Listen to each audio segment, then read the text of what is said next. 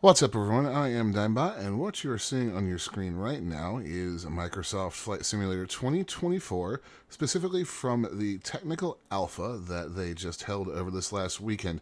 Now, before we get into the general video, I want to just let everybody know that this was a technical alpha. Not all features of the game were available, and it was a test. There were bugs and some other issues. I had some pretty bad audio issues, so that's why there is no flight audio, and I could not get my joystick and throttle to work, which is why you will see Xbox controller prompts for the duration of the video when I am flying.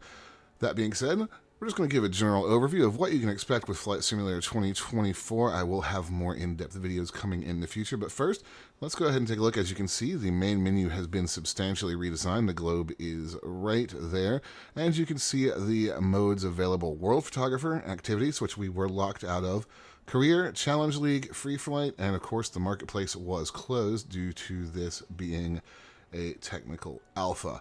Now, let's start with World Photographer. This is actually kind of a neat mode. What they do is they give you a set of locations and they task you with going in and taking a certain picture. In this case, I needed to take a picture of El Capitan and Big Sur in Yosemite.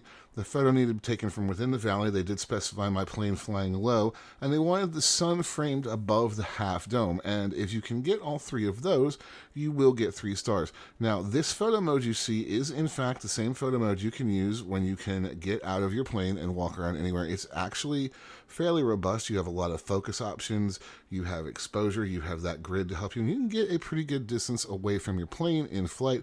And of course, when you're on foot, you can take a picture pretty much wherever you want to.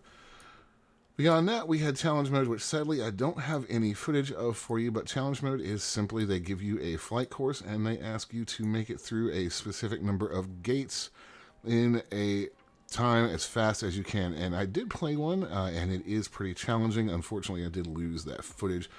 Now, free flight is exactly what you would expect. You pick a place that you want to fly, and you just file your flight plan or take off, do whatever you want to. It is the traditional free flight experience from Microsoft Flight Simulator 2020. I can tell you that the game, the sim, does look substantially better. It does run fairly decently. This being a technical alpha, there were some hiccups. It's a very small install size. This alpha was only 9 gigabytes, and they are going for a slim client that they say is only going to be 30. So this game is very heavily reliant on streaming, and once it comes out, I want to test that and see exactly what kind of bandwidth the game is using to pull in all of these assets. But as you can see in the clips, a lot of the terrain detail, a lot of the foliage, it looks much, much better. Foliage is now responsive to seasons, so you'll see it change from spring to autumn colors to bare in the winter, which really actually does help with the immersion a lot. Even though you're way up high, it does really bring a nice touch to the simulator.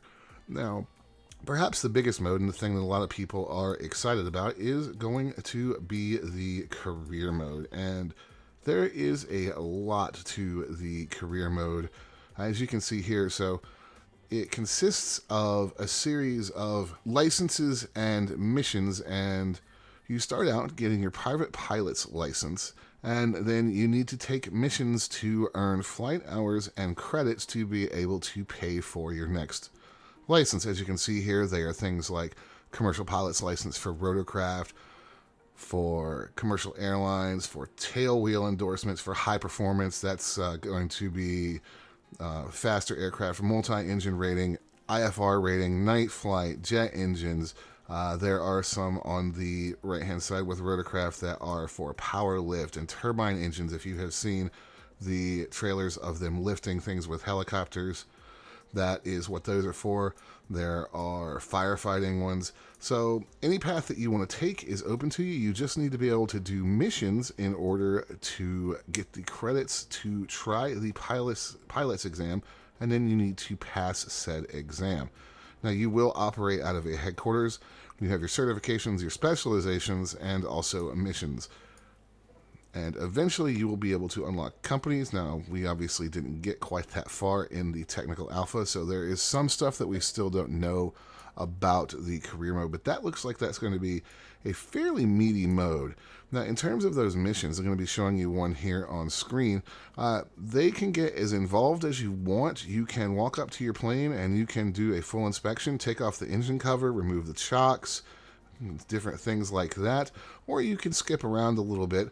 Not entirely sure how that might affect the XP that you earn, but if you choose to play it all the way through, you will be getting a full flight experience from contacting ACC for taxi, takeoff announcements, taxiing out, taking off, doing everything you would do on a normal flight, and then landing and heading back to your parking stand and shutting the aircraft down. It will be a full flight experience if you so choose, or you are able to skip around. In the case of the one that we are currently doing, there is a flight seeing aspect to it where the in-game guests wanted to see a specific area. You take them to that area, you circle, hold an appropriate altitude and speed, and then you take them back and you are judged on the smoothness of your flight, how pleasing the flight seeing experience was for them, landing, all of that. So you actually really need to pay attention to your piloting in these scenarios, which really is going to make them pretty interesting.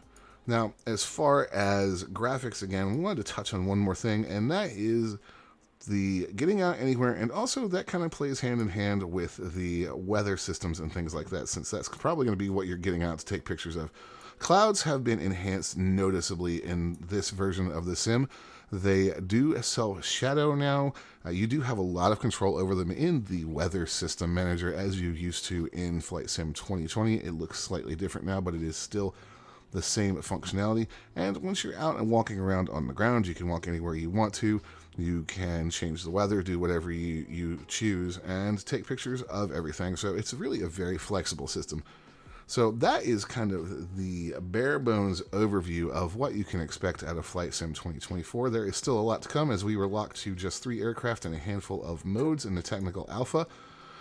But that is what I have for you for now. Now I'm going to be doing some more videos coming down the line, so be sure you like and subscribe so that you don't miss those, and become a member of the channel to get access to those videos early. But for now, that's going to do it. Thank you for watching. Don't forget to like and subscribe. My name is Dimebot. I'll see you guys next time.